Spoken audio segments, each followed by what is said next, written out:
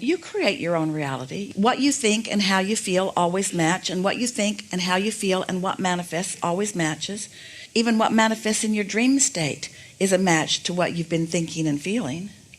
I'm just suggesting that there are times you observe in your physical reality things that don't match with what you've created in your emotional reality. Well, we're not certain what you are referring to in terms of emotional reality. We talk about your vortex, which is a vibration. Okay, it's in your emotional vortex. I can't imagine that my sister had in her vortex to have a transgender child come into the world.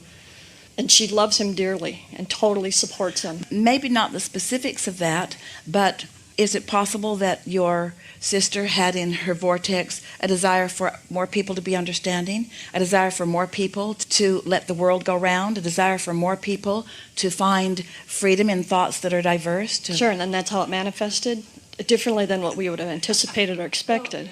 These thoughts turn to things. These desires... Just not the things we think they're going to turn to, or necessarily want them to turn to. But they turn to the things that really match what's really in your vortex. That's why we so often say that you've been putting into your vortex rockets of desire incrementally, so much so that there isn't one of you who could describe with any real definition what's in there. Because you put it in incrementally, and some of it you put there before you even got here into this physical body.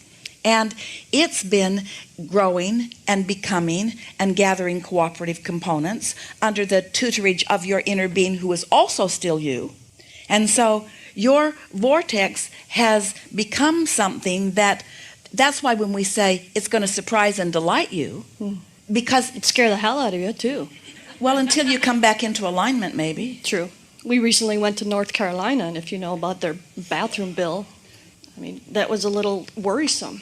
Thankfully, he's small enough that it wasn't an issue, but we certainly don't want him being attacked in the bathroom. But you see, in the same way, as a way man wearing a dress, that you know it will be nice when more people come into harmony with who they are, and therefore don't feel like making a deal out of things that there shouldn't be a deal made out of.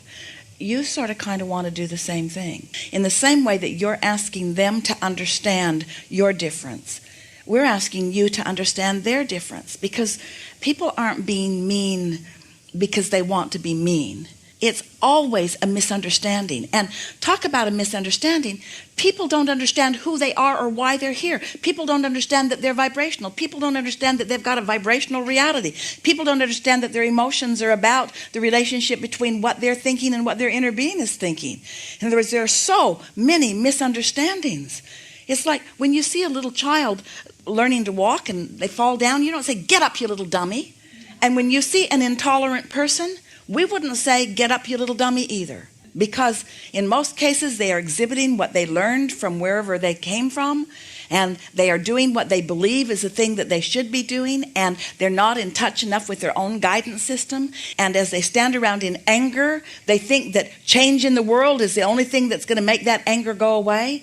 And it's a nice thing that there's not enough change in the world to make that anger go away.